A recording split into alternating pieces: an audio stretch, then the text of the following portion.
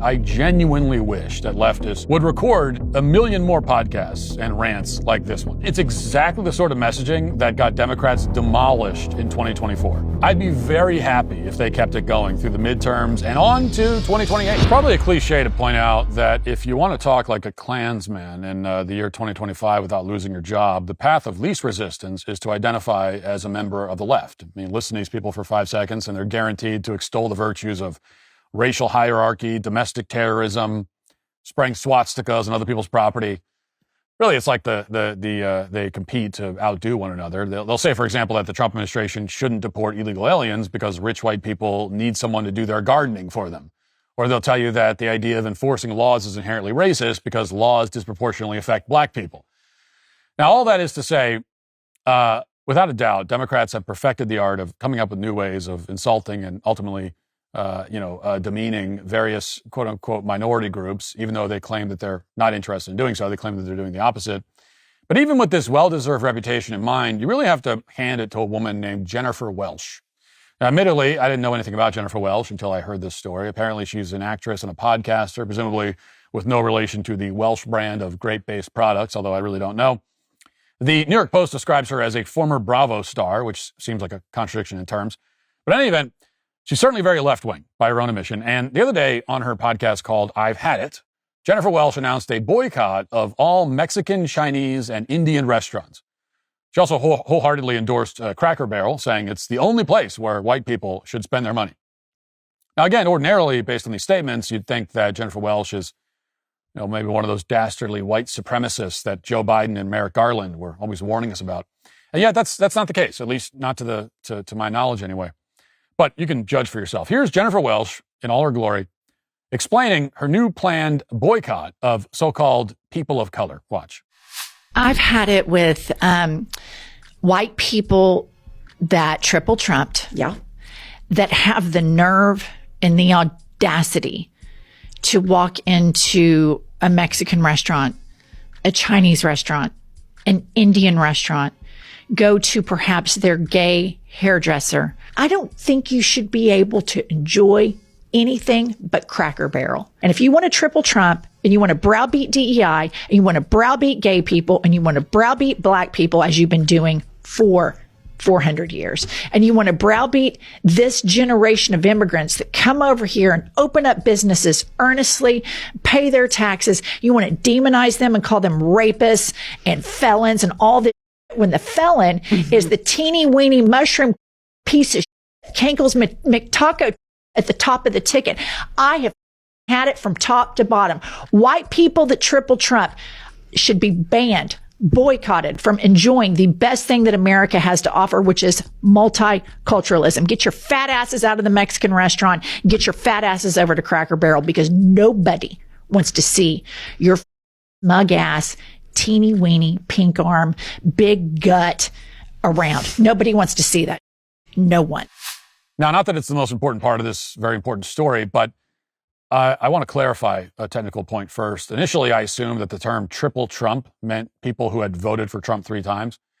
But apparently, per the New York Post, quote, the term triple Trump refers to those who support support what critics argue are the president's anti-stances on immigration, diversity, and LGBTQ rights. So that's apparently the textbook definition. Now, I'm not very convinced, but the jury's still out on that one. In any event, during this podcast, the co-host, someone who goes by the name Angie Pumps Sullivan, doubled down. She issued a challenge to white female Trump supporters, and here's what she said, quote, I want you to give up a credit card in your name, Sullivan said. I want you to give up the bank account in your name. And I want you to be completely beholden to a man. I want you to work. I don't want you to work. I want you to stay home and make cornflakes from scratch for that effort, because that's what you're voting for. She continued, when you're talking about the golden age and let's make America great again, they're talking about you having less rights than men, not be able to have a credit card, not being able to own anything in your own name. So triple Trump, country club, Christian white women, you should have to forfeit those luxuries. Close quote. So you get the idea. White people need to stay far, far away from minorities, apparently.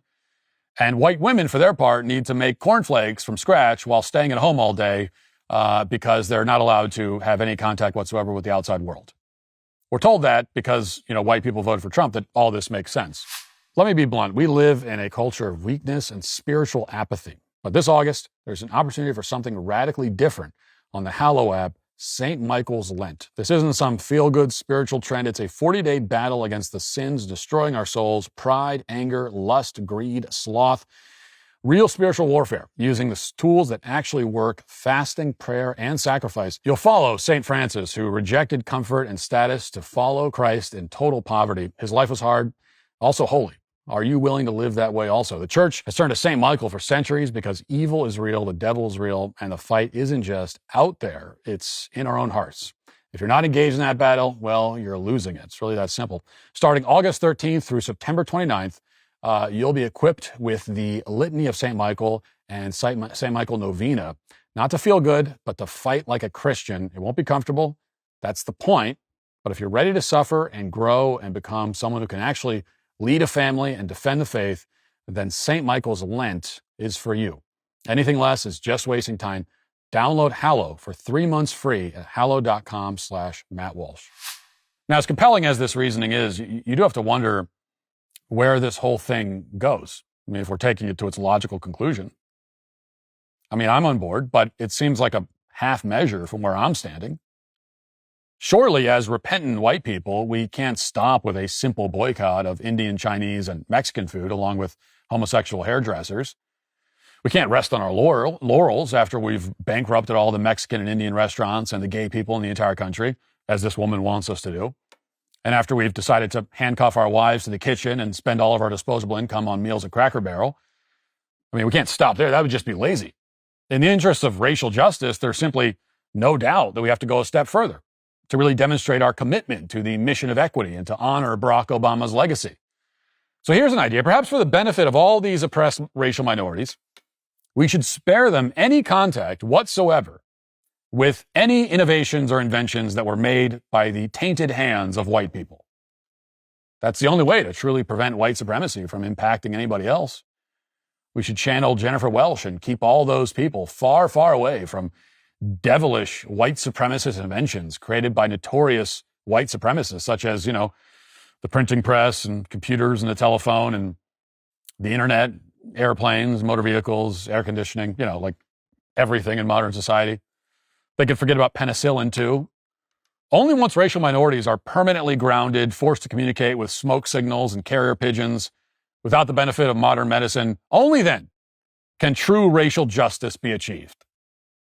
That's where the wisdom of Jennifer Welch would take us anyway, and I can't see any reason not to trust her divine providence. After all, she apparently starred in Bravo's reality show Sweet Home, which was about her luxury interior design business, and that's about as good a credential as you can hope for. Now, I'll admit that as easy as it may be to mock people like Jennifer Welch, I do unironically have a great deal of appreciation for videos like this. I genuinely wish that leftists who are more recognizable to Jennifer Welch, which is to say, most of them, would record 1 million more podcasts and rants like this one. That's because it's exactly the sort of messaging that got Democrats demolished in 2024. I'd be very happy if they kept it going through the midterms and on to 2028. Just the dripping disdain, the seething contempt for anyone who doesn't do exactly as they say, the deep boiling hatred for white people and for themselves by extension. Yeah, keep it going. I mean, this is a recipe for the Democrat Party's continued march into political irrelevancy. The more they openly voice their contempt for most of the country, the fewer elections they'll win. And so I think it's great. Keep it going. I hope they keep pushing this stuff, keep wearing their hatred on their sleeves. I mean, this particular woman certainly can't wear it on her face, as the Botox has made facial expressions very difficult for her. She's yet another middle-aged woman who's so desperate to look 25 that she ends up looking like a Disney villain instead. She doesn't want to look like an old person, so instead she looks like an old cartoon. That's the level of judgment that former Bravo star Jennifer Welch is capable of. The good news for conservatives is that at the moment, Democrats generally aren't doing much better. Jennifer Welch currently represents the standard mode of thought on the left. The bad news is that, and I suppose I'm guilty of this myself, the right is going out of its way to shame Jennifer Welch. That makes it much less likely that we'll get this kind of content again, at least anytime soon. And we might regret that. After all, as the saying goes, you should never interrupt your enemy when they're making a mistake. And that is why all the people pointing out that Jennifer Welch is a moron are correct, but also are today canceled. If you'd like to see what else I have to say, you can access my full show by going to dailywire.com or by going to the Matt Walsh Show Twitter page. Hope to see you there. Godspeed.